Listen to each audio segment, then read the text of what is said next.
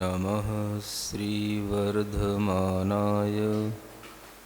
निर्धूतकलिलात्मने सालोकानां त्रिलोकानां यद्विद्यादर्पणायते यद्विद्यादर्पणायते।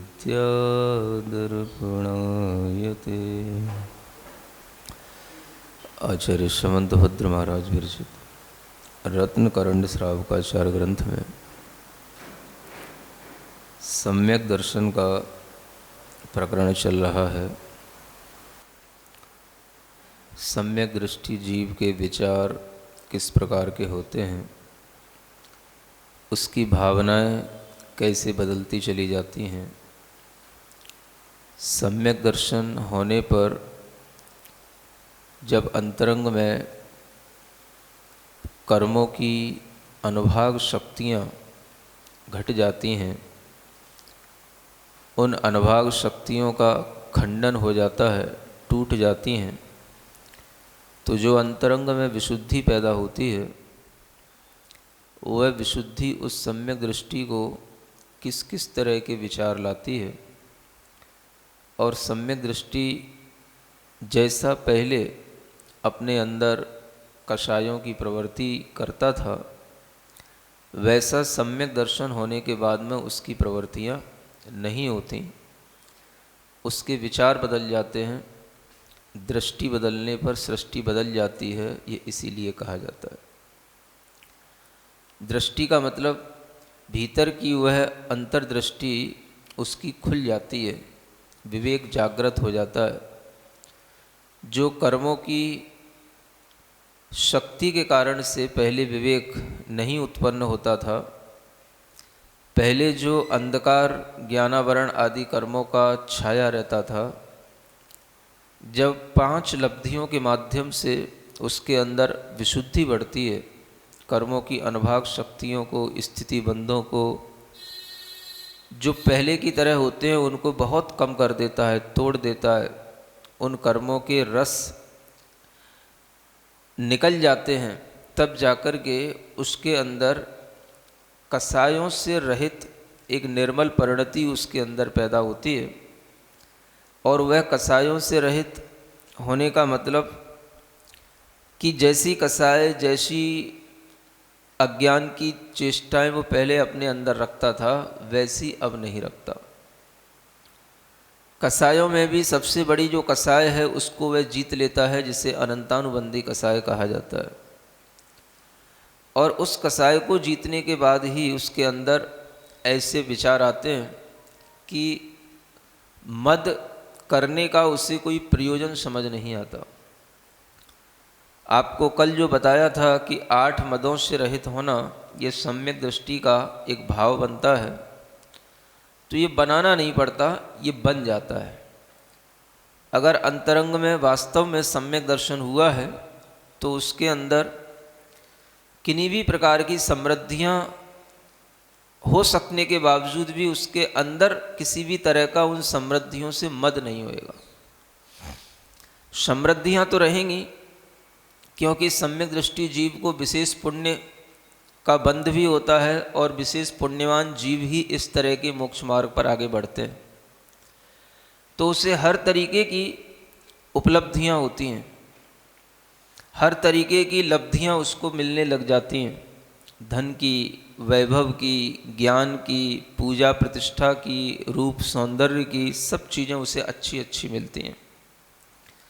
यूँ समझ लो कि जैसे जैसे व्यक्ति धार्मिक होएगा, उसे अंतरंग में इतने अच्छे पुण्य कर्मों का संचय होता है कि बाहर से उसे वह हर चीज़ मिलने लग जाती है जो लोग जिन चीज़ों को पाने को तरसते हैं।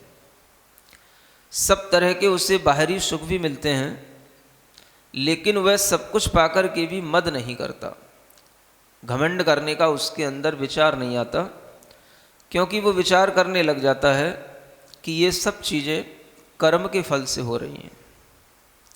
आप लोग सुबह भी पढ़ रहे हैं, दोपहर में भी पढ़ रहे हैं, अनेक तरह की लब्धियों का वर्णन पढ़ रहे हैं। और लब्धियों का मतलब ही आपको बताया जा रहा है कि जो हम उपलब्धियां करते हैं उसका नाम ही लब्धि है। कुछ उपलब्धियां करने के लिए हमें योग्यताएं चाहिए पड़ती हैं, उनको भी लब्धि कहते हैं। और कुछ उपलब्धियां जो हमारी हैं उनको भी लब्धि कहा जाता है। और कुछ उपलब्धियां जो हम हासिल करेंगे उनको भी उपलब्धियां कहा जाता है। जैन दर्शन सूक्ष्मता के साथ में चलता है। अंतरंग में भी हमारे अंदर क्या क्या उपलब्धियां हैं उनका भी विचार करने का नाम लब्धि कहलाता है। आप अगर किसी भी बात को सुन पा रहे हैं, आप अगर कोई भी शब्द सुनकर के उसके अर्थ तक पहुंच पा रहे हैं, आप अगर कोई भी ग्रंथ का पन्ना पढ़ पा रहे हैं, आप किसी भी पदार्थ को देख करके उसका अर्थ बोध कर पा रहे हैं, तो यह भी आपकी लब्धि के कारण से ही संभव है। इसे ज्ञानावरण कर्म के क्षयोपशम की लब्धि कहा जाता है।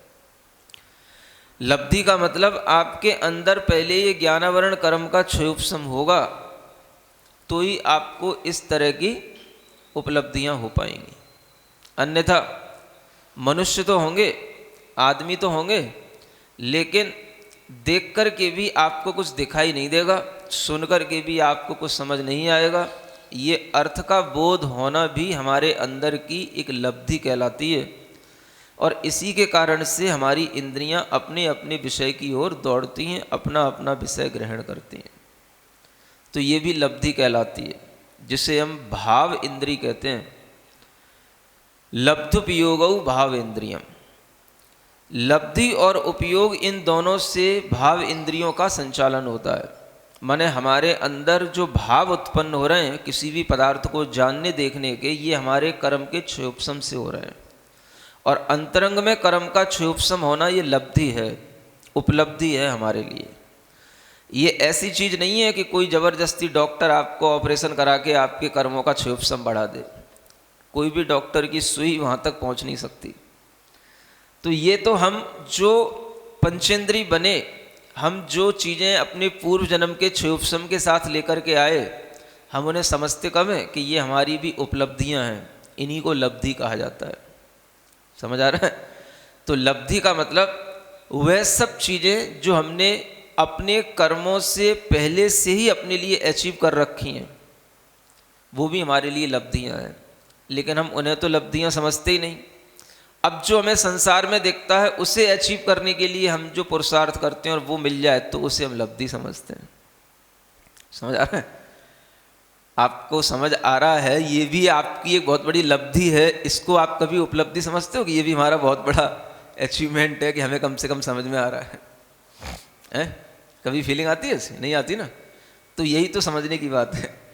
इसीलिए तो कह रहा हूँ कि जैन दर्शन हमेशा इन शब्दों को भी, जहाँ से सूक्ष्मता से ये चीज़ें शुरू होती, वहाँ जाकर के इन शब्दों को लगाता है। तो लब्धि का मतलब क्या है? हमारे अंदर सुनने की क्षमता है, देखने की क्षमता है, जानने की क्षमता है। हम किसी भी पदार्थ को ज्ञान में ला सकते हैं, देख करके उसका अर्थ समझ सकते हैं। किसी के भावों को भी देख करके उसके भाव भंगिमा से अर्थ का बोध कर सकते हैं। ये हमारे लिए उपलब्धियाँ नहीं हैं?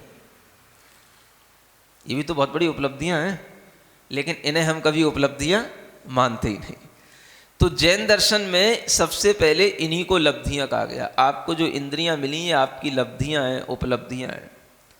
जब व्यक्ति सम्यक दृष्टि हो जाता है तो उसे ये सब चीज़ें समझ आने लग जाती हैं कि ये सब हमारी उपलब्धियां हमारे कर्म के उदय के कारण से हैं, कर्म के क्षयोपशम के कारण से हमको मिली हैं। अब अगर हमें कोई बाहरी इससे भी ज़्यादा उपलब्धि मिल गई, मान लो हम बहुत धनाढ्य हो गए, हम बहुत ज्ञानवान हो गए, बहुत अच्छा हमारा शरीर सौंदर्य है, रूप सुडोल है, सब कुछ है, ये हमें चीज़ें मिल गई, तो अब इनको भी देख करके वो सम्यक दृष्टि विचार करता है कि ये सब तो हमें मिल जरूर गया, लेकिन ये सब अपने आप हमारी लब्धियों से ही मिल रहा है। दान अंतराय कर्म की लब्धियां हैं तो हमें दान करने की, भोग अंतराय कर्म की लब्धियां हैं तो हमारे अंदर भोग करने की, उपभोग अंतराय कर्म की लब्धि है इसलिए उपभोग करने की ये शक्तियां हमको मिली हैं, जो क्षमताएं मिली हैं, ये सब हमारे कर्म के क्षयोपशम से हमको मिली। ये सब हमारे कर्म की देन है। हमने क्या किया? जन्म तो सबका ही होता है। हमारा जन्म किसी अच्छे खानदान में हो गया, हमें अच्छी अच्छी चीज़ें मिल गईं, हमारा जन्म किसी अच्छे ऐसी जगह पर हो गया कि जहाँ पर सब प्रकार की समृद्धियाँ पहले ही थीं, हम उसमें जाकर के जन्म ले लिए, वो चीज़ें हमारी हो गईं। थोड़ा बहुत हमने कुछ अपनी बुद्धि से कर लिया, हमें और ज़्यादा हो गया, तो उससे क्या होना। जिनका जन्म कहीं दरिद्रता के साथ हो गया, वो दरिद्री के कुल में रहे, वो दरिद्रता का जीवन जीते रहे।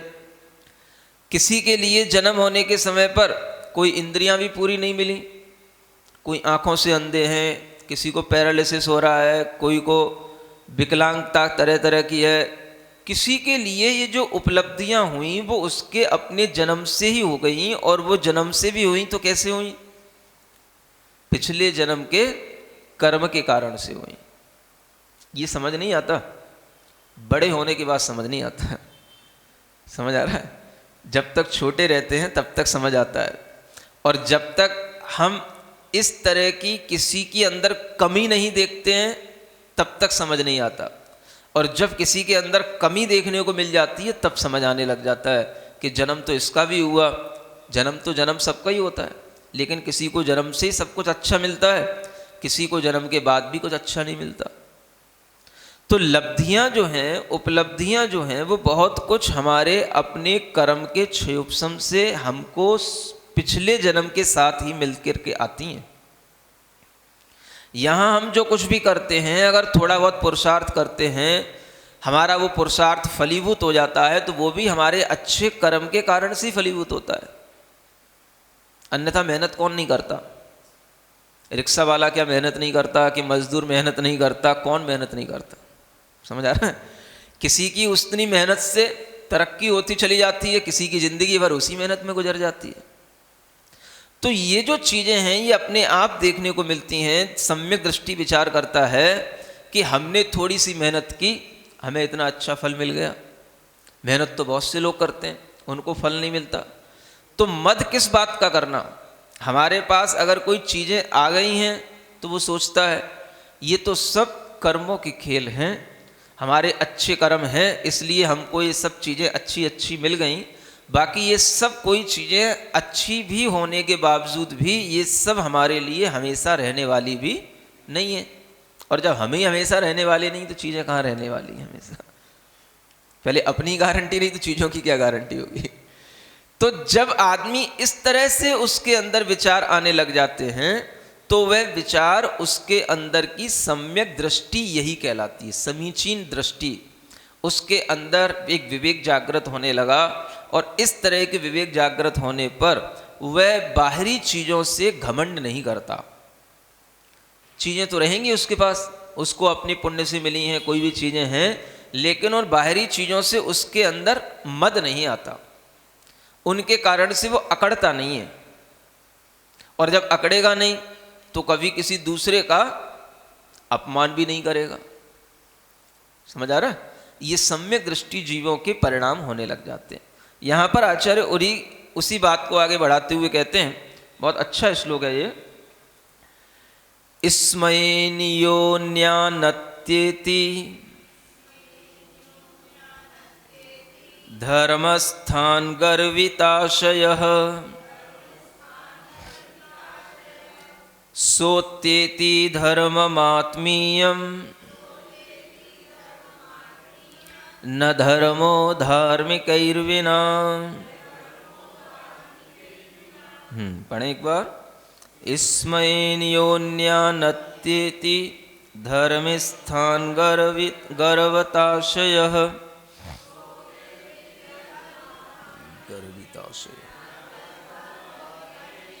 न धर्मो धार्मिकैर्विना। ये सूत्र वाक्य हमेशा याद रखना, ये बहुत अच्छी कोटेशन है ये।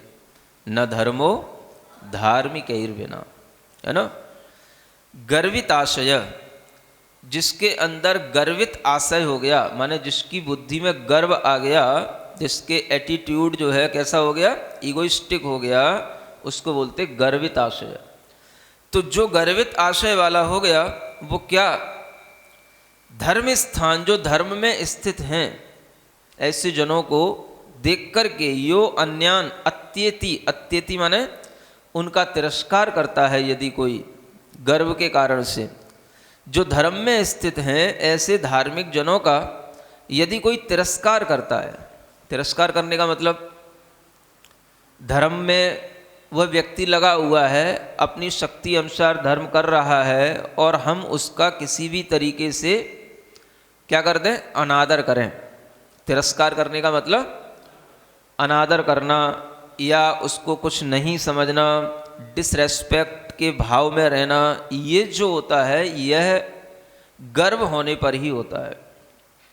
तो यह समझाया जा रहा है कि अगर हम किसी भी धार्मिक का अनादर करते हैं, तिरस्कार करते हैं, अपने मन में विचार करते हैं ये कुछ नहीं है, समझ आ रहा है, इस तरीके का हम उसका तिरस्कार करते हैं तो कहते हैं सो अत्येति धर्मम आत्मीयम, वह अपने आत्मीय धर्म का ही तिरस्कार करता है।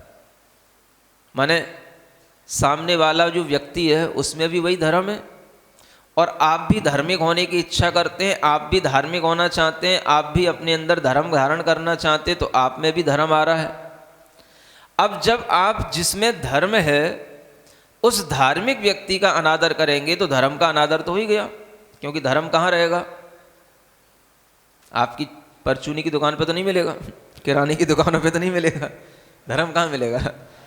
उस दुकान पे बैठा हुआ जो व्यक्ति है, जो धार्मिक है, जो हर तरह से संतुष्ट होकर के श्रद्धा के साथ अपनी दुकान भी चला रहा है, धर्म उसके अंदर है। तो किसी भी व्यक्ति का अनादर करना माने उसके भीतर बैठे हुए धर्म का अनादर करना, और उसके धर्म का अनादर करना माने अपने धर्म का अनादर करना, क्योंकि उसी धर्म का तुम सेवन कर रहे हो, उसी धर्म को वो मान रहा है। तो आपने उसके धर्म का अनादर किया माने अपना ही धर्म का अनादर कर लिया, क्यों धर्म तो वही है ना, धर्म तो एक ही चीज है। वही ईमानदारी आपको अच्छी लग रही है, वही ईमानदारी उसको भी अच्छी लग रही है। अब वो ईमानदारी के कारण से मान लो उसकी ख्याति बन रही है तो तुम्हें उसकी ईमानदारी से भी अनादर हो सकता है। यार ईमानदारी तो मैं भी रखता हूँ लेकिन मुझसे कोई ईमानदार कहता नहीं है और इसके चर्चे हो रहे हैं मार्केट के अंदर, बड़ा ईमानदार आदमी है, एक दाम पे सब चीज़ देता है, कोई मोल भाव नहीं करता है। अब ईमानदारी भी एक उसके लिए खलने लग सकती है, समझ आ रहा है ना।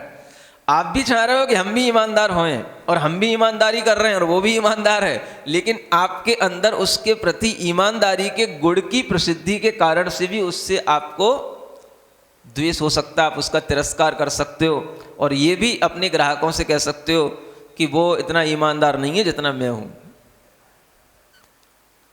समझ आ रहा है, ये क्या हुआ, ये तो एक एग्जाम्पल है। ईमानदारी एक क्वालिटी है ना, कोई भी अपने अंदर वर्च्यू है तो उस वर्च्यू को हम भी एक्सेप्ट कर रहे हैं और सामने वाला वो भी वर्चुअल पर्सन है, लेकिन अगर हम उसकी उस वर्च्यू का किसी भी तरीके से रेस्पेक्ट नहीं करते हैं तो इट मीन्स कि हम उस वर्च्यू का रेस्पेक्ट कहाँ कर रहे हैं। और अगर हम उस सामने वाले आदमी का डिसरेस्पेक्ट कर रहे हैं तो इसका मतलब है कि हम उसका अंदर जो उसकी वर्च्यू है उसका भी हम डिसरेस्पेक्ट कर रहे हैं, और जब उसका हमने कर दिया तो फिर हम भी अपने वर्च्यू का रिस्पेक्ट कहाँ कर पाए जो हमारे अंदर है। तो यही चीज यहां समझाई जा रही है। किसी भी धार्मिक के धर्म का तिरस्कार करना माने अपने आत्मिक धर्म का तिरस्कार करना है। किसी भी धार्मिक की निंदा करना माने अपने आत्मा के धर्म की निंदा करना है। किसी भी धार्मिक को गर्वित आशय से होकर के उसे अपने सामने बिल्कुल ही कुछ न समझना माने अपने ही धर्म को अपने से हटाना है, ये यहाँ बताया जा रहा है। इसलिए अंत में ये कोटेशन दी गई, न धर्मो धार्मिकैर्विना, धर्म कभी भी धार्मिक के बिना नहीं रहता है। धार्मिक के बिना धर्म कहाँ से आएगा, किताबों में तो धर्म नहीं है, धर्म कहाँ होगा, किसी आत्मा में ही तो होगा। आत्मा की ही तो संपत्ति है धर्म। जो अजीब पदार्थ हैं उनका अपना धर्म है, उससे तो हमें क्या मिलने जुलने वाला है, उससे हमें क्या लेना देना, वो तो उनका धर्म है, वो तो धर्म रहेगा ही। लेकिन जिस आत्मा ने अपने अंदर धर्म धारण किया है उसको धार्मिक कहा जाता है। और वह धर्म क्या है, तो यही सब निर्मल परिणतियों का नाम धर्म है। धार्मिक होने के बाद अगर व्यक्ति अपने अंदर अकड़ ला रहा है और इतनी अकड़ ला रहा है कि मैं अपने अलावा सबको गलत समझ रहा हूं तो यह व्यक्ति के धार्मिकता का कोई लक्षण नहीं है। समझ आ रहा है? गलत समझने का मतलब, अगर वो चीज गलत है तो आपके लिए अकड़ तब भी नहीं आएगी। जैसे आपको बताया, मान लो लोक मूर्ताएं हैं, देव मूर्ताएं हैं, गुरु मूर्ताएं हैं, ठीक है ना, ये बताया गया कि मूढ़ नहीं बनना, ठीक है। तो हमें मूढ़ नहीं बनना, उन चीज़ों के लिए हमें प्रशंसा नहीं करना, उन चीज़ों में हमें इन्वॉल्व नहीं होना, ये हमारी मूढ़ता से रहित होने का भाव आ गया। अब इसमें हमें अकड़ करके उसका तिरस्कार करने की जरूरत नहीं है। तिरस्कार क्या हो गया? उसका अपमान करना। समझ आ रहा है? जो विवेकी व्यक्ति होगा वो किसी भी स्थिति में किसी के लिए किसी का अपमान नहीं करेगा। माने कोई व्यक्ति लोक मूढ़ता में फंसा हुआ है मान लो, और आप लोक मूढ़ता से हट गए, तो इसका मतलब ये नहीं है कि अब आप उसको देख करके उसका तिरस्कार करो। हो सकता है वो आपके घर का ही सदस्य हो, आपके अंदर विवेक का भाव जागृत हो रहा है, दूसरे के अंदर नहीं हो रहा है। पति पत्नी में भी संभव है, क्या संभव नहीं है? भाई भाई में भी संभव है। एक व्यक्ति को कोई चीज समझ में आ रही है, एक व्यक्ति को कोई चीज गलत समझ में आ रही है, अब एक घर में रहना है। समझ आ रहा है? पत्नी को समझ में आ रहा है, विवेक हो रहा है, पति को विवेक नहीं हो रहा है मान लो, तो अब क्या करे? पत्नी पति का तिरस्कार करे, तू मिथ्या दृष्टि है, तू अविवेकी है, लोक मूढ़ता में पड़ा हुआ है। अरे भाग्यवान, तुझे अब ज्ञान हो गया तो उसको भी हो जाएगा, जल्दी क्या पड़ी है? और अगर तिरस्कार करेगी तो उसको भी ज्ञान कैसे होएगा? ज्ञान तो उसको भी थोड़ा सा उसके साथ रहने से ही होएगा ना। अगर तुझे आज ज्ञान हो गया, आज तूने लोक मूढ़ता कोई छोड़ दी मान लो, है ना, अब तेरा पति है, अब वो लोक मूढ़ता में पड़ा हुआ है, वो कुछ भी करने जाता है मान लो, किसी नदी में नहाने जाता है या कुछ करने जाता है, तो अब तू क्या करेगी उसके लिए? ये तो मिथ्या दृष्टि है, ये तो मूढ़ है, ये लोक मूढ़ता में पड़ा हुआ है, अब हम इसके साथ रह करके अपने सम्यक दर्शन को क्यों मलिन करें? तो क्या करना है फिर? अब तलाक लेना है? अब क्या करेगी? सम्यक दर्शन को बचाने के लिए तलाक लेगी क्या? क्या करेगी बता? ये तो कोई तरीका नहीं है, रहना तो उसी के साथ है ना। ज्ञान की बात तो यह है कि अगर तेरे अंदर धर्म आया है तो अभी भी अपने आप को इतना मुलायम बना भीतर से, अपने अंदर के परिणाम इतने अच्छे बना कि सामने वाले जैसा भी कर रहा है, गलत कर रहा है, तो उसके गलत की प्रशंसा मत कर, ये बात अलग है, लेकिन उसका तिरस्कार भी ना कर। समझ आ रहा है?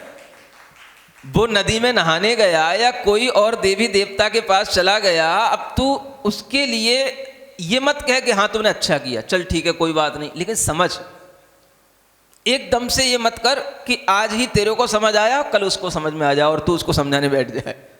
इतना जल्दी नहीं होती और इतना जल्दी संभव भी नहीं होता है। सबके दिमाग अपने अपने अलग हैं, सबके इंटरेस्ट अपने अपने अलग हैं। अगर उसके साथ रहते हुए भी, उसके साथ में व्यवहार सही बनाए रखते हुए भी, उसके अंदर, सामने वाले के अंदर जब धीरे धीरे ये विश्वास आने लगेगा कि ये अपने भाव में दृढ़ है, हम इससे कहते जरूर है कि वहाँ चला कर हमारे साथ ऐसा किया कर, लेकिन ये हमारे लिए न बुरा बोलती है, न हमारा कोई तिरस्कार करती है, न हमसे मना करती है, लेकिन अपने काम में तो बड़ी मजबूती से लगी रहती है, अपने धर्म में तो बड़े मन से लगी रहती है, और हमारे धर्म में मन नहीं दिखाती लेकिन बुरा भी नहीं कहती। तो ये भी एक समझदार पति को समझ में आएगा कि नहीं आएगा? नहीं समझ आ रहा है? आदमी के पास भी दिमाग होता है कि नहीं? सब दिमाग तुम ही लोगों के पास में है। औरतों को ऐसा लगता है सारा दिमाग मेरे ही पास में है। ये थोड़ा मंदिर क्या चली जाती है, 4 प्रवचन क्या सुन लेती है, ऐसा लगता है कि सारी बुद्धि मेरे को ही आ गई। और जो बुद्धि इन्हें मिली वो सब सीधे जाकर के अप्लाई करती सबसे पहले अपने पति पर के ऊपर। समझ आ रहा है? और वहां से जब उन्हें एकदम से रिएक्ट मिलता है तो फिर ये घबरा जाती, फिर मेरे पास आती, महाराज ऐसा हो गया। अरे तुम्हें इसलिए थोड़ी ना समझाया था कि वहां जाके बम फोड़ दो। ये तो एक समझदारी की बात है, और समझदारी स्त्रियों में गंभीरता नहीं होती। समझ आ रहा है?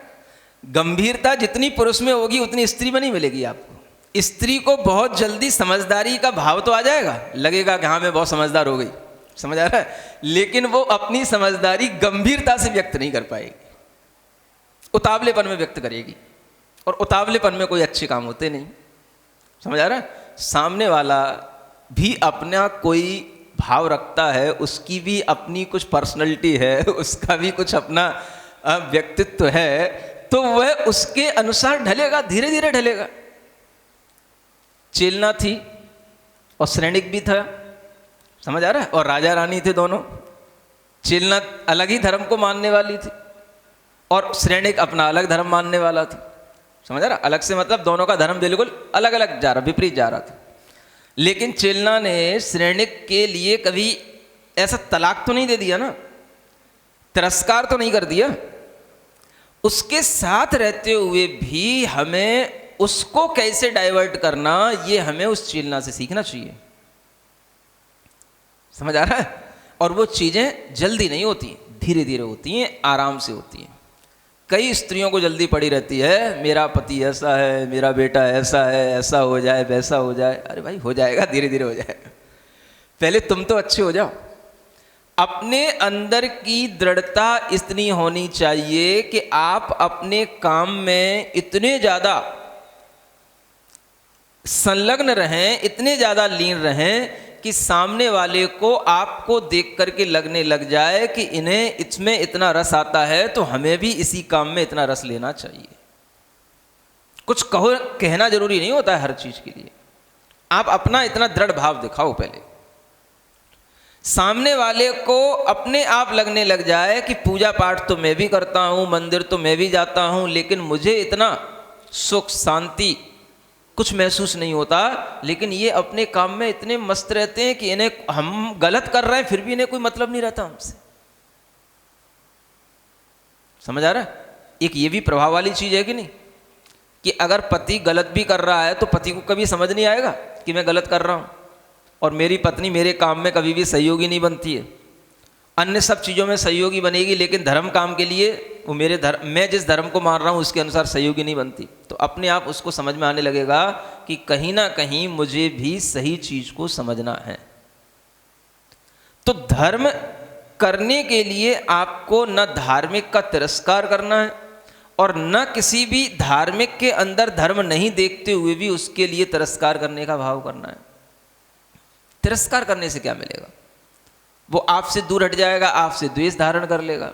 ज़्यादा होगा तो भाई तुझे अपना धर्म करना है, या तो तू इस घर में रह ले, मैं दूसरा घर ले लेता हूँ, या फिर तू मायके चली जा, मैं यहाँ रह लेता हूँ, कुछ ना कुछ तो करना ही पड़ेगा, या फिर तेरे लिए एक फ्लैट अलग बना देता हूँ, तो उसमें रह लेना, ज़्यादा तुझे मुझसे परेशानी हो रही तो। इसके अलावा और क्या होएगा? समझ आ रहा है ना? तो इन चीज़ों से तो कभी धर्म की वृद्धि होने वाली है नहीं। तो आचार्य कहते हैं कभी भी अगर आप किसी को किसी भी विपरीत स्थिति में भी देखो तो भी आपको उसका तिरस्कार नहीं करना। समझ आ रहा है?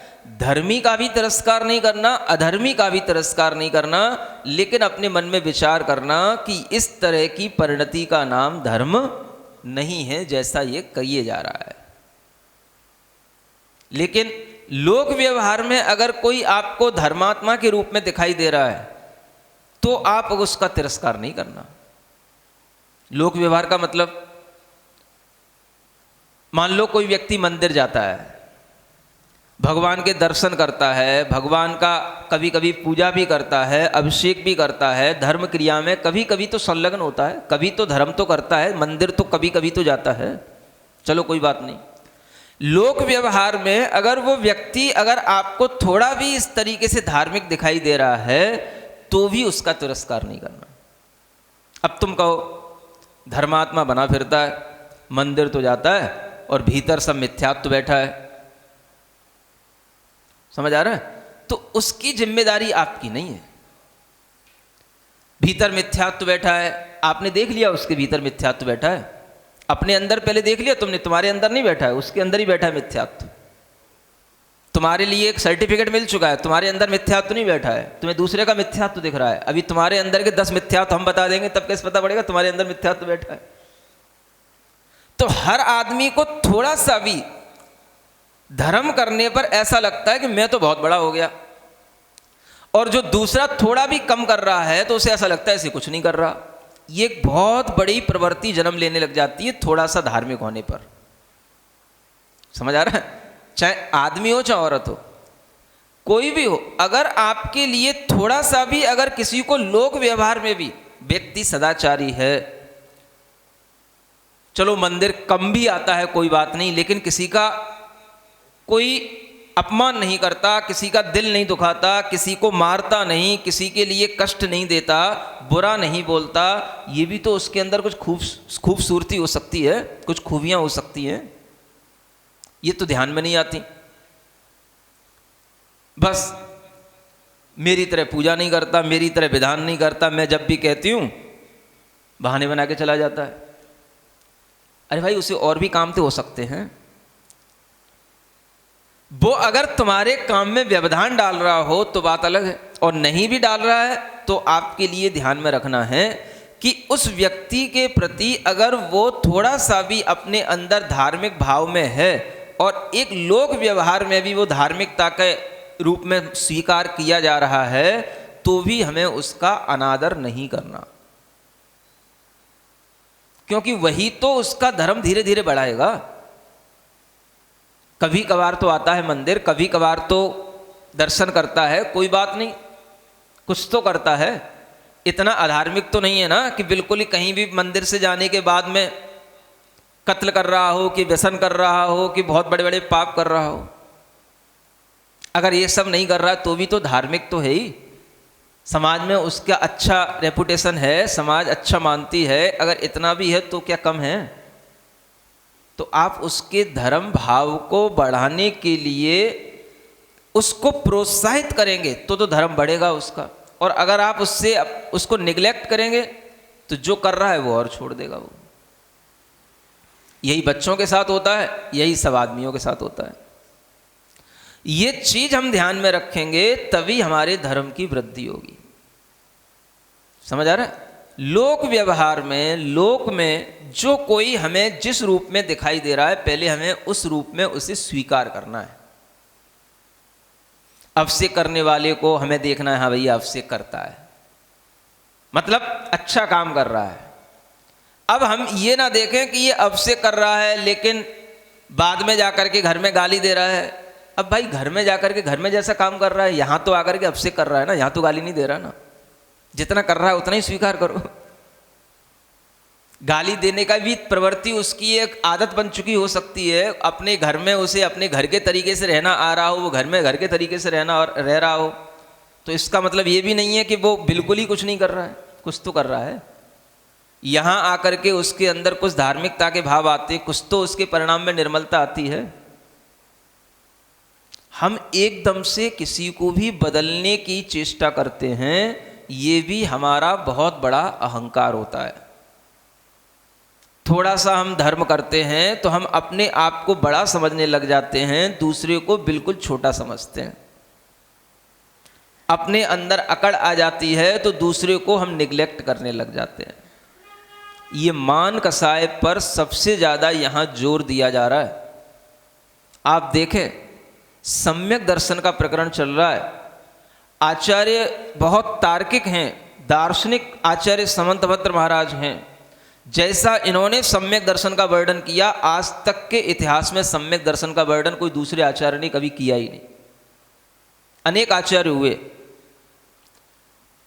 आचार्य कुंदकुंद सरीखे भी फेल हैं इनके आगे। उन्होंने भी सम्यक दर्शन का इतना बखूबी वर्णन कहीं नहीं किया। आदमी के परिणामों को बदलना, आदमी को चेंज करना, आदमी के अंदर के मद को, अहंकार को तोड़ना, ये जितना यहां पे बताया जा रहा है उतना कहीं नहीं लिखा हुआ है पूरे आगम के अंदर। समझ आ रहा है? इसमें माने मद जो गर्व है, आचार्य महाराज ने अपनी कमजोरी पकड़ी है। आप कहते हो वो गुस्सा बहुत करता है, गुस्सा के बारे में यहां कुछ लिखा ही नहीं है। क्रोध इतनी बड़ी कसाई है ही नहीं। आप कह रहे हो वो दुकान पे जाके मायाचारी करता है, बोले वो भी इतनी बड़ी कसाई नहीं। बोले वहाँ जा कर के उसके अंदर बहुत लोभ पैदा हो जाता है, वो सब गृद्धता से खाता है, गृद्धता से पैसा कमाता है, सब करता है, बोले वो भी इतनी बड़ी कसाई नहीं। सम्यक दृष्टि बनना है तो सबसे बड़ी कसाय है मान कसाय, उस पर अटैक किया जा रहा है। 4 कसायों में से कोई भी कसाई की निंदा नहीं की गई सम्यक दृष्टि के लिए। 8 मदों से रहित होना, और इतना बताने के बावजूद भी आगे के श्लोक और बताए जा रहे हैं। क्यों बताए जा रहे हैं? ये मान कसाय बहुत बड़ी कसाय है, जिसके कारण से एक व्यक्ति जैसे ही धर्म की राह पर चलने के लिए 4 लाइनें पढ़ लेता है तो उसमें इतनी मान कसाय आ सकती है कि वे दुनिया के सभी धर्मात्माओं को अज्ञानी समझ सकता है। समझ आ रहा है? आपने किसी का उपदेश सुन लिया, एक ग्रंथ पढ़ लिया, आपके अंदर इतनी मान कसाय आ सकती है कि आप सबको अज्ञानी समझ सकते हो। थोड़ा सा भी आपको ज्ञान मिला, और ज्ञान मिलने के बाद सबसे पहले कौन सी कसाय पैदा होगी ज्ञान के बाद में? क्रोध नहीं पैदा होएगा, मायाचारी पैदा नहीं होएगी, लोभ पैदा नहीं होएगा, क्या पैदा होएगा? मान कसाय पैदा होगी। समझो आप इस प्रकरण को, समझो आप। सम्यक दर्शन मस्मयम, सम्यक दर्शन 8 मदों से रहित होता है, और इन 8 मदों पर ही यहां पर जोर डाला जा रहा है। मान कसाय इतनी बड़ी कसाय है कि आदमी अगर ग्रंथ पढ़ लेता है, शास्त्र पढ़ लेता है, तो उससे भी मानी बन जाता, अहंकारी बन जाता है। आप तो छोटे से ग्रंथ पढ़ रहे हो, छोटे से मतलब अब मतलब प्राथमिक दशा में आने वाले जो प्रथमा नियोग संबंधी ग्रंथ हैं, उनको पढ़ने वालों में इतनी मान कसाई नहीं होती, क्योंकि वो मालूम है भैया अपन तो कुछ जानते नहीं है, कहानी ही पढ़ रहे हैं, प्रथमानुयोगी पढ़ रहे हैं, उनमें इतनी मान कसाई नहीं होती। फिर आप थोड़े से बड़े हो जाओगे, रत्नकंठ श्रावकाचार पढ़ लिए, तो थोड़ा सा और मान हो सकता है आपके अंदर आ जाए। अब हम रत्नकंठ श्रावकाचार जान गए, समझ आ रहा है? फिर आपके अंदर तत्वार सूत्र का ज्ञान हो गया तो और भी मान बढ़ सकता है। अब हम तत्वार सूत्र भी जान गए, कोई नहीं जानता, पढ़ भी नहीं पाता कोई, मुझे एक एक का अर्थ पता पड़ गया, एक एक सूत्र का। समझ आ रहा है? आपको अपने घर के सब बच्चे अज्ञानी दिखेंगे, सब पति अज्ञानी दिखेगा, आस पड़ोस के सब लोग आपको अज्ञानी दिखेंगे। आप बिल्कुल ऐसे तन के चलोगे, ये लोग कुछ जानते ही नहीं, कुछ भी पूछो इन्हें आता ही नहीं, शास्त्र की 4 बातें आती नहीं, प्रकट मिथ्या दृष्टि है, बिल्कुल अज्ञानी है, ढोर है। ढोर जानते जानते? चलो ठीक है। समझ आ रहा है? अब अगर इससे भी ऊपर आपने समय सार पढ़ लिया, सबसे पहले समय सार पढ़ लिया, अब तो आपका अहंकार आसमान छुएगा। समझ आ रहा है? अब तो उसमें जो बातें लिखी मिलेंगी, व्यवहार अभूतार्थ है, व्रत तप संयम करने के बाद भी जिनको आत्मज्ञान नहीं होता, उनके व्रत तप संयम कोई काम के नहीं होते। तो आपको दुनिया में जितने व्रती हैं, तपस्या करने वाले हैं, संयम धरने वाले हैं, सब आपके दिमाग में छा जाएंगे, सब मिथ्या दृष्टि हैं, सब आत्मज्ञान से रहित हैं। इतना अहंकार आपका बढ़ जाएगा कि आप उन्हें देख करके सोच भी नहीं पाओगे कि ये व्रती हैं, तपस्वी हैं, और आपके अंदर इतना अहंकार बढ़ जाएगा कि आप उनका बिल्कुल सामने आने पर तिरस्कार करोगे। पढ़ो, आप ले लो और ज्ञान। सुन रहे हो? ये होता है ज्ञान का फल, इसे बोलते हैं सम्यक दृष्टि। आज के पंचम काल के सम्यक दृष्टियों में आपको अहंकार के अलावा और कुछ नहीं दिखेगा। जिस चीज के लिए मना किया जा रहा है वही चीज सबसे ज्यादा मिलेगी। पंचम काल में सम्यक दर्शन का कोई अता पता नहीं, लेकिन फिर भी अपने आप को सम्यक दृष्टि मानकर इतने अहंकार में हम डूब जाते हैं कि सामने वाला कितना भी प्रकट रूप में धार्मिक हो, सद्व्यवहार करने वाला हो, ज्ञानी हो, चारित्रवान हो, लेकिन हमारे दिमाग में अपनी अकड़ के कारण से कुछ भी नहीं चढ़ता। नहीं, ये तो होते ही नहीं, इन्हें आत्मज्ञान तो है ही नहीं। जितने भी मुनि महाराज हैं ये तो सब नंगे होते हैं, खाने पीने के लिए बनते हैं, इन्हें आत्मज्ञान तो होता ही नहीं। आत्मज्ञान किसको होएगा? जो समय सार पढ़ेगा उसको होएगा। माने जैसे कि मुनि बनने के बाद मना हो जाता है, समय सार मुनि महाराज को पढ़ना ही नहीं आता होगा, जैसे समय सार उनने पढ़ा ही नहीं होता है, बस उन्हें ही आत्मज्ञान नहीं होता, बाकी सबको आत्मज्ञान होता है समय सार पढ़ने के बाद। समय सार पढ़ने के बाद में गृहस्थों को तो आत्मज्ञान होएगा। एक गृहस्थ दूसरे गृहस्थ से मिलेगा, हाथ जोड़ेगा, जय जनेन्द्र करेगा, क्यों भैया? क्योंकि वो भी समय सार पढ़ रहा है, वो भी समय सार पढ़ रहा है, तो उसको तो आत्मज्ञान होगा जितने समय सार पढ़ रहे हैं। और मुनि महाराज ने समय सार भी पढ़ लिया तो भी उनको नहीं होता, क्योंकि उसमें लिखा है। मुनि महाराज को नहीं होएगा, जिनने व्रत ले लिया उनको नहीं होएगा, घर में रह करके भोग करोगे उनको होएगा। समझ आ रहा है? क्योंकि निंदा किसकी है? अरे व्रत लेने के बाद भी, तपस्या करने के बाद भी, बहुत सारा चारित्र लेने के बावजूद भी आत्मज्ञान से रहित रहते हैं, इसलिए कभी इनको मोक्ष होता नहीं, अनंत काल में भी नहीं हुआ, आगे भी नहीं होगा। ये कहां से सीख लिया? श्री समय सार महान ग्रंथराज से सीखा। ये समझ आ रहा है? बस ये है हमारा ज्ञान और ये है हमारा अहंकार, और लिखा भी है। अब क्या करोगे? अब उसी का हम समाधान करने बैठे तो ये रत्नगढ़ सरफ का छूट जाएगा। समझ आ रहा है ना? मतलब तो ये है ना कि हमारी बुद्धि कहाँ चल रही है, हम क्या कर रहे हैं, हमें कुछ पता ही नहीं होता। और चार आदमी एक जैसे मिल जाते हैं, एक जैसी गफलिया बन जाती है, तो बस वे उनकी वाई वाई करेंगे, वे उनकी वाई वाई करेंगे, बस तुम भी धार्मिक हम भी धार्मिक, बाकी तो सब ढोर हैं। समझ आ रहा है? ये यहां बताया जा रहा है। आचार्य समंतभद्र महाराज को पढ़ो। जिस गृहस्थ ने रत्नकरंड श्रावकाचार के अनुसार अपना धारणा नहीं बनाई, जिस गृहस्थ ने रत्नकरंड श्रावकाचार को अपने सिर के ऊपर रख करके सम्यक दर्शन की भावना नहीं की, उसको कभी जिंदगी में सम्यक दर्शन नहीं होगा। ये साधु वचन है। किसी को भी समय सार पढ़ने से सम्यक दर्शन नहीं होने वाला, किसी भी गृहस्थ को होता ही नहीं समय सार पढ़ने से सम्यक दर्शन। जब समय सार पढ़ाऊंगा तब आपकी आंखें खोलूंगा। समझ आ रहा है? समय सार पढ़ने से किसी को सम्यक दर्शन पंचम काल में होगा ही नहीं, ये पक्का लिख के रखना। और जिन पंडितों ने लिख दिया है उन पंडितों की भी बातें बिल्कुल मिथ्या समझना। आपको सम्यक दर्शन होगा रत्नकंड श्रावकाचार के अनुसार चलने से। गृहस्थों को सम्यक दर्शन के लिए रत्नकंड श्रावकाचार में जो लिखा है उसके अनुसार अपने परिणाम बनाना, उसके अनुसार विचार करना। जो समय सार में लिखा है उसको तो तुम्हें तीन काल में कभी होने वाला नहीं।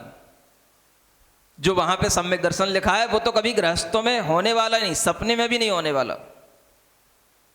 जो सम्यक दर्शन के लिए यहां बताया जा रहा है वो आप पढ़ो, वही आपके काम का है और इसी से ही आपके लिए कल्याण होएगा। ये अहंकार जब तक नहीं छूटेगा तब तक आपके लिए ये ज्ञान भी विष का काम करेगा। आज लोगों में अहंकार सिर्फ इस बात का है कि मैं समय सार की 10 गाथाओं पे व्याख्यान दे सकता हूं, सिर्फ इस बात का अहंकार। ऐसे ऐसे छोकरे हमारे सामने आते हैं पंडित बनकर के कि जिन्हें केवल बस उन 10-14 गाथाओं का केवल अर्थ समझाया जाता है और बड़े बड़े व्याख्यान बड़ी बड़ी सभाओं में झाड़ करके आ जाते हैं। 14 के अलावा अगर कोई 15वीं गाथा भी पूछ ली जाए तो उन्हें नहीं आती। रत्नकंड श्रावकाचार का एक भाव पूछ लिया जाए तो उन्हें नहीं आता। तत्वार सूत्र के एक सूत्र का अर्थ पूछ लिया जाए तो उन्हें नहीं आता। उन्हें जितना सिखाया जाता उतना ही सिखाया जाता और उतना ही पढ़ करके प्रवचन झाड़ करके समाज में आ जाते हैं और वाई वाई लूट करके पैसा लूट करके आ जाते हैं। समझ आ रहा है? ये अहंकार इतना बढ़ रहा है कि ज्ञान का अहंकार सबसे ज्यादा आज आदमी के अंदर इस रूप में उसका अहित कर रहा है। उन्हें पता होता है कि हमें 10 लक्षण में जाना है तो 10 दिन के प्रवचन वो 10 धर्म के जो पहले मुनियों ने कर रखे हैं उन्हीं को पढ़ेंगे, उन्हीं से अपना प्रवचन की तैयारी करेंगे, 10 दिन झाड़ के आ जाएंगे। समझ आ रहा है? और उसके अलावा जो उन्हें अपना ज्ञान देना है, समय सार, प्रवचन सार, जो उन्हें जितना सिखाया गया, 4 बातें बोले इस गाथा में ये बात जरूर बोलना, तो वो ये इस गाथा में वही बात बोलेंगे। दूसरी जगह जाएंगे तो भी वही बोलेंगे, उन्हें उसके अलावा कुछ नहीं आता। ऐसे लोग पंडित बनकर के समाज में धर्म की प्रभावना कर रहे हैं। समाज उन्हें हाथों पे लेती है, खूब अच्छे अच्छे पैसे देती है, खूब उनका सम्मान करती है, उनके भाव बढ़ाती है, अहंकार बढ़ता है, और उसी के कारण से वो फिर अपने मिशन में जब सफल होने दिखते हैं तो बस समाज में फूट पैदा करते हैं। आप देखें, अगर किसी के लिए व्रती का भी भेष आपको ऊपर से दिखाई दे रहा है और आपके लिए उसके व्रतों में किसी भी तरीके का आपके लिए कुछ भी दोष नहीं लग रहा है, तो इससे ज़्यादा आपको उसके भीतर झांकने की कोई चेष्टा करनी ही नहीं है। इससे ज़्यादा कुछ होता ही नहीं है। यहां जो सम्यक दृष्टियों की बात बताई जा रही है वह सम्यक दृष्टि देवों के लिए भी, देव भी आकर के मनुष्यों के सामने आ रहे हैं, और देव भी आकर के अपना रूप बिगाड़ करके, माने मुनि का रूप रख करके, कोई क्षुल्लक का रूप रख करके राजा की परीक्षा करने आ रहे हैं। अब आप समझो, जो सामने आ रहे हैं वो असली तो नहीं है, लेकिन तुम्हारे भाव असली हैं, तो तुम्हें क्या देखना है ये देखो बस। गृहस्थ है, गृहस्थ को क्या दिखेगा? जिनेंद्र भक्त सेठ थे, क्षुल्लक जी आए, तो क्षुल्लक जी की तरह उन्होंने पूरा का पूरा व्यवस्था दी, सम्मान दिया, सब तरीके का कार्य किया। जब उन्हें यह दिखा कि इन क्षुल्लक जी ने गलत कर दिया, समझ आ रहा है, तब जाकर के उन्होंने जो अपने उपगुण गुण के माध्यम से उस निंदा को भी रोका, तब उनका नाम प्रसिद्ध हुआ कि ये देखो इस तरीके के श्रावक होने चाहिए, जैसे जिनेंद्र भक्त सेठ है। समझ आ रहा है? आप किसके गलेबान में झांक करके क्या देख सकते हो, क्या दिखाई देगा आपको? और अगर आप हर तरह से एक धारणा बना लोगे, पंचम काल में जितने भी लोग व्रत लेते हैं, तप करते हैं, संयम धारण करते हैं, सब आत्मज्ञान से विमुख होते हैं, किसी को सम्यक दर्शन नहीं होता है, सम्यक दर्शन बहुत दुर्लभ होता है, गिनती के 1-2 जीव ही सम्यक दृष्टि होते हैं, ये लिखा है यहाँ पे, ये लिखा है यहाँ पे, ये लिखा है, बस 4 बातें 4 जगह की ढूंढ ली, उन्हें झाड़ा है प्रवचन में और सबकी धारणा बिगाड़ा है। समझ आ रहा है? अब हमें नहीं मालूम ये सब बातें, ये रेफरेंस हमें पता नहीं है क्या कहां पे क्या लिखा है, लेकिन जो प्रवचन झाड़ने वाले हैं उन्हें यह नहीं मालूम कि ये किस विवक्षा में, किसको समझाने के लिए, किस उद्देश्य से लिखा गया है। उन्हें तो क्या है, कमियां ढूंढना है, अपनी दुकान चलाना है, व्रतियों की तपस्वियों की निंदा करना है और भोगों की प्रशंसा करना है। भोगों से कर्मों की निर्जरा होती, ये समय सार में लिखा हुआ है। जितने भोग करोगे उतने ही सम्यक दृष्टि के लिए तो भोगों से कर्मों की निर्जरा होती है। निर्जरा अधिकार जहां से शुरू होता वहीं से, उभोज्यमिंदियें दब्बाणम छेदणाण मिद्राणम जम कुणदि सम्मदिट्टी तम सब्बम निज्जर निमित्तम। जितने भी द्रव्य का उपभोग करता है सम्यक दृष्टि, वो सम्यक दृष्टि के लिए कर्म की निर्जरा के निमित्त होता है। ये लिखा हुआ है गाथा में, हमें भी मालूम है। समझ आ रहा है? जब कोई पंडित आपको सुनाएगा कि अरे ऐसा, हम तो व्यर्थ में ही ये नियम ले लो, वो नियम ले लो, ये संयम कर लो, वो संयम कर लो, जब भोगों से ही कर्म की निर्जरा हो रही तो संयम लेने से क्या मतलब? समय सार में लिखा है। समझ आ रहा है? तो आज के गृहस्थों की मिथ्या बुद्धि तो होती ही है, जन्म से सब मिथ्या तो थे ही, मिथ्या दृष्टि तो थे ही। अब उन मिथ्या दृष्टियों को सीधा सीधा ये समय सार मिल गया। समझ आ रहा है? तो इस समय सार से उनकी बुद्धि और ज्यादा मिथ्या दृष्टि की हो गई, तो और ज्यादा मिथ्यात्व में चले गए। क्यों चले गए? क्योंकि वो उनके लेवल की चीज थी ही नहीं। उसमें लिखा है सम्यक दृष्टि के लिए तो भोग निर्जरा के कारण है। समझ आ रहा है? और लिखा है कि जो व्रत तप संयम इत्यादि ये सब बाल तप है। बाल माने अज्ञानियों के तप हैं। अब आप सोच लो क्या करना है आपको। हम क्यों बताएं आपको क्या सही है, क्या गलत है, क्या उद्देश्य है, क्या चीज है? जब समय सार पढ़ाएंगे तब बताएंगे। यूं तो नहीं कि हमें कुछ पता नहीं। समझ आ रहा है? लेकिन अगर आप उसी को लेकर के बैठोगे और उसी को ही सच मान करके चलोगे तो आप उस समय सार से इतना अहंकार अपने अंदर ले आओगे कि जब भी कभी आपको कोई व्रती तपस्वी दिखाई देगा तो आप आंखें मूंद लोगे, अपना रास्ता काट लोगे। आपके अंदर इतना अहंकार आ जाएगा कि आप उसके लिए इच्छामी वंदामी नमोस्तु भी ना बोल पाओगे। समझ आ रहा है? ये हो रहा है। सबसे बड़ी चीज जो आचार्य समंतभद्र महाराज ने बताई, मैं उनका इसीलिए कायल हूं। कायल जानते हो? हाँ, जितनी वो दार्शनिक पद्धति से चोट करते हैं आदमी के ऊपर, उतना कोई नहीं करता। समय सार तो केवल एक निश्चय प्रधान ग्रंथ है, उसमें आत्मा की जिन चीजों के बारे में बताया गया है वो उनके लिए है जो सब तरीके का संयम चारित्र धारण कर चुके होते हैं। समझ आ रहा है? बच्चा अगर बीए में पहुंच जाए और उसके बाद में हम उससे कहें तू बीए में तो आ गया, लेकिन बीए में आने के बावजूद भी कुछ नहीं होता जब तक कि मास्टर डिग्री ना ली जाए। क्या समझ आ रहा है? ये बीए तक की पढ़ाई कोई काम की नहीं है तेरी, ये सब बेकार है जब तक कि मास्टर डिग्री ना मिले। तो बच्चा क्या सोचेगा? जो मूर्ख होएगा वो तो ये सोचेगा मतलब हमने अभी तक जितना पढ़ा वो सब बेकार पढ़ा। समझ आ रहा है? ज्ञानी होएगा तो क्या सोचेगा? अरे भाई मास्टर डिग्री बीए करने के बाद ही तो मिलेगी, जो पढ़ लिया बेकार थोड़ी ना हो गया। इसी तरीके के कथन है समय सार में।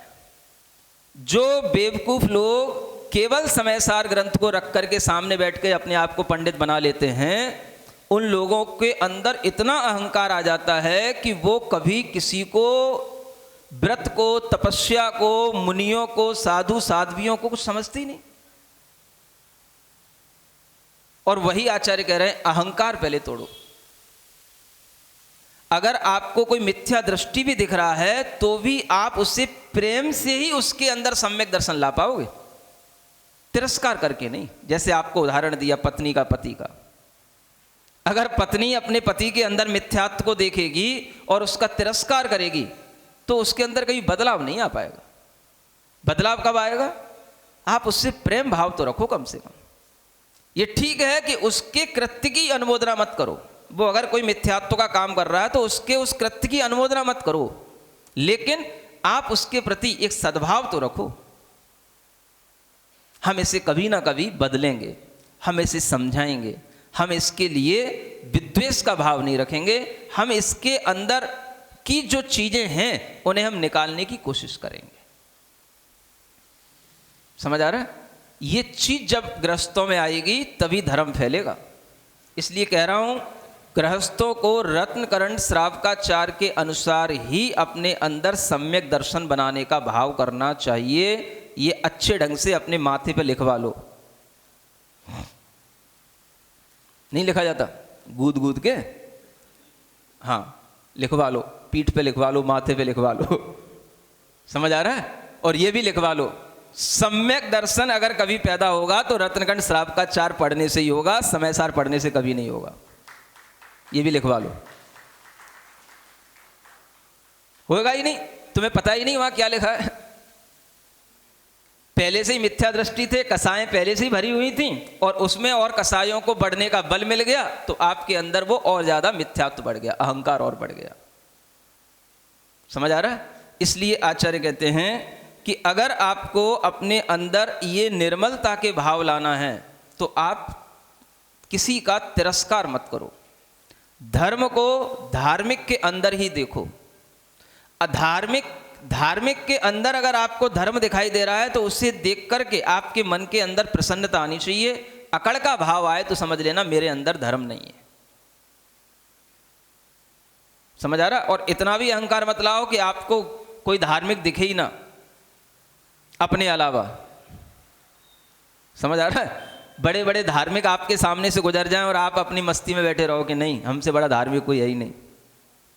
ये अहंकार भी आपके कभी कल्याण में साधक नहीं बनेगा, ये बाधक है। इसलिए यहां पर सबसे बड़ी बात कही जा रही, अहंकार को छोड़ो। तो इसलिए आचार्य कहते हैं अगर आपने अहंकार छोड़ा होगा तो कब छूटेगा? देखो आगे क्या कहते हैं, यदि पाप निरोधोन्य संपदा किं प्रयोजनम अथ पापाश्रवोस्त्यन्य संपदा किं प्रयोजनम। देखो सम्यक दृष्टि के विचार तो देखो, कितना भीतर से वह डर जाता है, भींग जाता है और अपने आप को पापों से बचाने की कोशिश करता है कि मैं अभी अपने अंदर देव शास्त्र गुरु के प्रति श्रद्धा ले आया, मेरे अंदर धार्मिक के प्रति आदर का भाव तो आ गया, लेकिन मेरे अंदर अभी भी पाप कर्म का आश्रव तो हो ही रहा है। किसके आश्रव से डरता है वो? पाप के आश्रव से। आचार्य क्या सिखा रहे हैं यहां, अगर आपको पाप का आश्रव हो रहा, पाप के आश्रव का यदि निरोध हो गया, निरोध माने रुक गया, पाप का आश्रव यदि रुक गया तो आपको अन्य संपदा से क्या प्रयोजन है? अन्य संपदा माने जो हमारे सामने धन वैभव विलासता का अंबार लगा हुआ है, इससे क्या प्रयोजन है अगर हमारे अंदर पाप का आश्रव रुक गया? क्योंकि प्रयोजन वाली चीज तो हमें सिद्ध हो गई। और अगर पाप का आश्रव हो रहा है तो फिर ये अन्य संपदा से क्या प्रयोजन है? किसका आश्रव हो रहा है? पाप का। अगर पाप का आश्रव हो रहा है, क्यों भाई डाउन क्यों हो जाता है? मेरी बैटरी डाउन होने से पहले इसकी बैटरी डाउन हो जाती है। चार्ज रहता है क्या? लिमिट रहती है इसकी। अगर पाप का आश्रव मेरे किसी भी प्रकार के भावों से हो रहा है तो ये अन्य संपदा का क्या प्रयोजन है? समझ आ रहा है? और अगर पाप का आश्रव रुक गया तो ये अन्य संपदा से क्या प्रयोजन है? अब आप देखो विचार सम्यक दृष्टि के। नहीं समझ आया? एक बार में कहाँ आता है, 3 बार बोलोगे तब समझ आएगा। अभी लाइन घुसी कहाँ दिमाग में है? यदि पाप का आश्रव रुक गया, पाप का निरोध हो गया, तो हमें पाप ही तो रोकना था। प्रयोजन क्या था? पाप का आश्रव रुक जाए। इन्फ्लक्स ऑफ सिन, जो हमारे अंदर हमेशा पाप का निरंतर आश्रव हो रहा है, ये अगर स्टॉप हो गया तो अब ये संपदा क्या करेगी जो हमारे सामने फैली पड़ी है? और अगर ये नहीं हुआ, पाप का द्वार नहीं रोका, भीतर से पाप का आश्रव नहीं रोका, तो ये संपदा हमारे लिए क्या करेगी जो बाहर फैली पड़ी है? सबसे बड़ी चीज क्या है? पाप का आश्रव रोकना। समझ आ रहा है? और सबसे बड़ा पाप क्या है? अगर हम देखें तो मिथ्यात्व, अनंतानुबंधी, कसाय, ये सबसे बड़े पाप हैं। अगर हमने इस पाप का निरोध कर लिया, इस पाप को रोक लिया, तो अब हमें अन्य संपदा से क्या प्रयोजन होगा? यानी अन्य संपदाओं के पीछे कभी भी सम्यक दृष्टि अपने आप को दौड़ाएगा नहीं। और अगर अन्य संपदाएं उसके सामने होंगी तो उसे किस रूप में दिख रही होंगी? ये सब पाप के आश्रव के कारण हैं। अगर इनसे पाप का आश्रव हो रहा है तो फिर हमें इन संपदाओं से क्या प्रयोजन है? संपदा उसे पाप के आश्रव के रूप में दिखने लग जाए, भोग, वैभव, विलासता, संपत्ति, धन, परिवार, मोह, सब उसको कैसा दिखे? ये सब क्या कराता है? पुण्य का आश्रव होता है इनसे। किसका आश्रव होता है? घर बैठे बैठे अपने आप आपके लिए वह अपने आप आपके लिए वह पाप का आश्रव होकर के आपका बिल बढ़ता रहता है अपने आप, घर बैठे बैठे। समझ आ रहा है? जो जो चीज आपकी है, जो जो चीज से आपने अपने आप को जोड़ रखा है, वह सब संपदा आपके लिए किसके लिए है? पाप आश्रव के लिए है। लेकिन जिसको ये लगता है कि हमने अगर अपने भीतर ये सम्यक दर्शन ले लिया तो ये सम्यक दर्शन ही हमारे लिए सबसे बड़ी संपदा हो गई, अब हमें अन्य संपदा से कोई प्रयोजन नहीं है। और अगर ये सम्यक दर्शन की संपदा हमारे पास नहीं है तो हमारे लिए अन्य संपदा से कोई प्रयोजन नहीं है। इतनी बड़ी संपदा है। कौन सी? सम्यक दर्शन। और इसी संपदा से सब प्रकार के पाप रुकने लग जाते हैं। अगर ये पाप रुक गया तो आपके अन्य भी पाप रुक जाएंगे। समझ आ रहा है? आचार्य समंतभद्र महाराज कहते हैं पाप को रोकने की चेष्टा करो, पाप आश्रव पर ध्यान दो। जो भी हमारे अंदर मन वचन काय की जो बुरी चेष्टाएं हैं, जो इविल एक्टिविटी कहलाती हैं, उन पे कंट्रोल करो। ये पाप आश्रव रुकेगा तभी आपको समझ में आएगा कि ये संपदा हमारे लिए प्रयोजनीय है या नहीं है, क्योंकि आपको लगेगा कि संपदा से ही पाप का आश्रव हो रहा है। समझ आ रहा है? किसका आश्रव रोकना? पाप का। कहां पर? कहां पर रोकना? कहां पर रोकना? आत्मा में। कहां रोकना? आत्मा में। पाप का आश्रव रोकने के लिए कहां कहा जा रहा है? किस ग्रंथ में कहा जा रहा है? रत्नकरंडक श्रावकाचार में। समझ आ रहा है? और आपने ये तो पढ़ा नहीं, मान लो समय सार पढ़ लिया, समझ आ रहा है? तो उसमें एक पुण्य पाप अधिकार शुरू हो जाता है। कम्मम सुहम कुशीलम सुकम्मम चाभिजान सुशीलम कीतम होदि सुशीलम जम संसारम पवेसेदि। इसमें क्या बताया गया है? समझ आ रहा है? क्या बताया गया मालूम है? जैसे पाप हमारे लिए कुशील है, ऐसे ही पुण्य भी हमारे लिए कुशील है। जैसे पाप हमें संसार में ढकेल देता है, ऐसे ही पुण्य भी हमें संसार में ढकेल देता है। इसलिए क्या करना? न पाप करना न पुण्य करना। पाप का भी आश्रव रोक लो, पुण्य का भी आश्रव रोक लो। है ताकत? बोलो बोलो, है ताकत है कि नहीं? बोले हैं? पाप का भी रोक लो और पुण्य का भी रोक लो, तब समय सार का मतलब समझ में आएगा आपको। कैसे रोकोगे बताओ? और अगर आपके लिए अभी पाप का नहीं रुका आश्रव, तो पुण्य का आश्रव कैसे रुक जाएगा? समझ आ रहा है? पहले आपको क्या रोकना, पहले आपकी भूमिका में क्या रुक सकता है, पहले आप ये तो सोचो। इसलिए कहा जा रहा है रत्नकंड श्रावकाचार में और समय सार में बहुत अंतर है। पाप का आश्रव कब रुकेगा? जब सब तरीके की पाप क्रियाओं को, हिंसा, आरंभ, परिग्रह को सब छोड़ दोगे, तब जाकर के पाप के आश्रव को रोकने के अधिकारी बनोगे।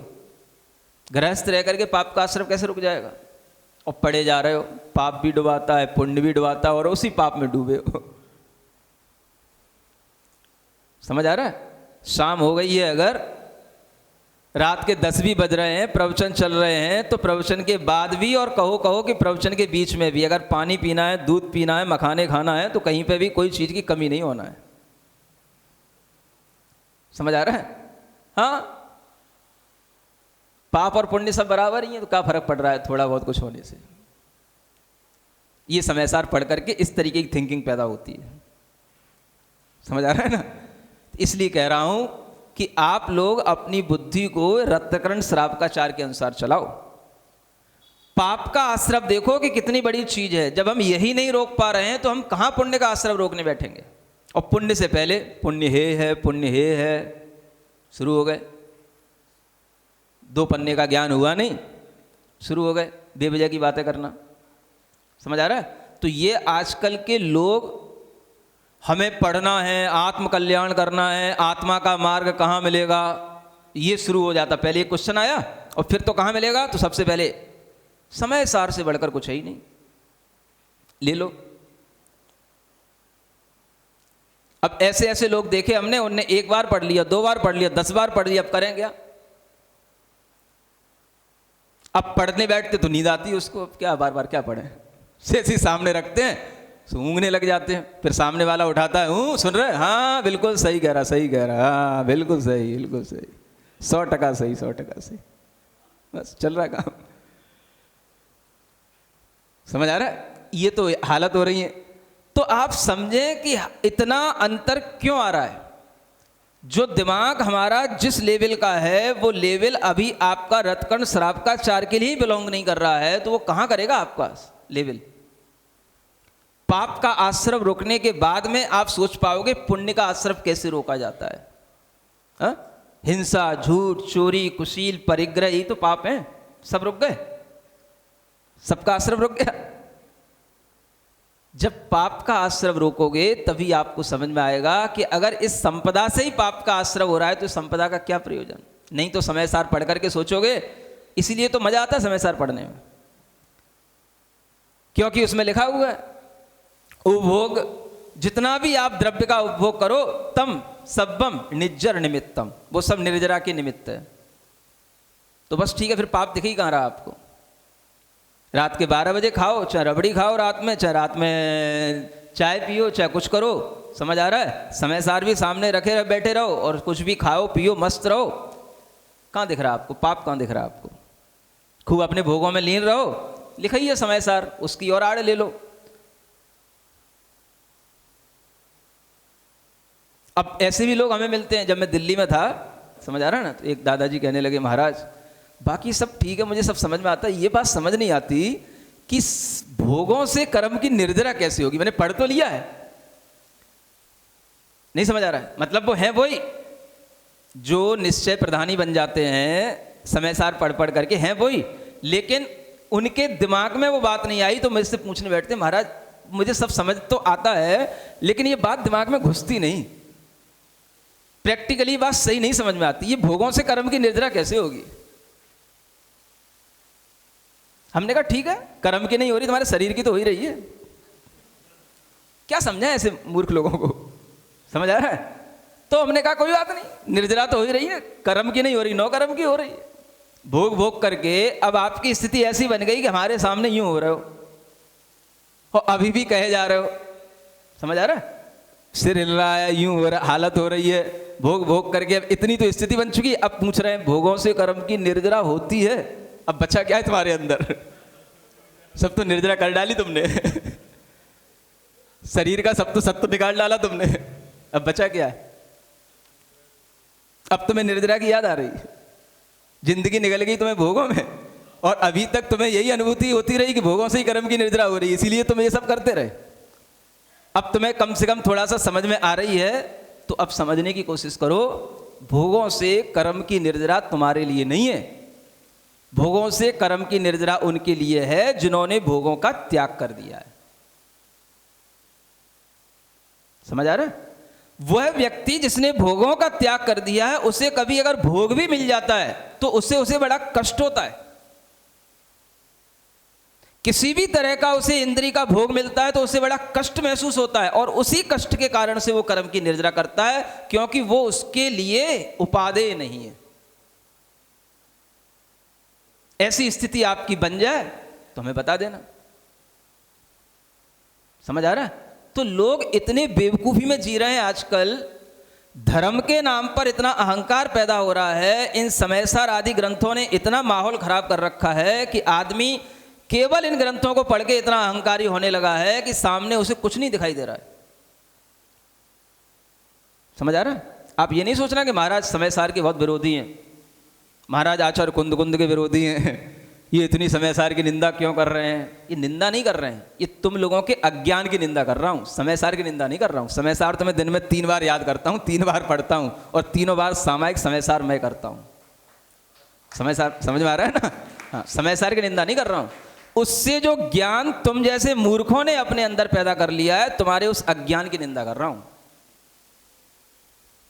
समझ में आ रहा है। बोलो तो, अब इतना तो बोलो महाराज आज बहुत हो गया चलो ठीक है, बोलो महावीर भगवान की।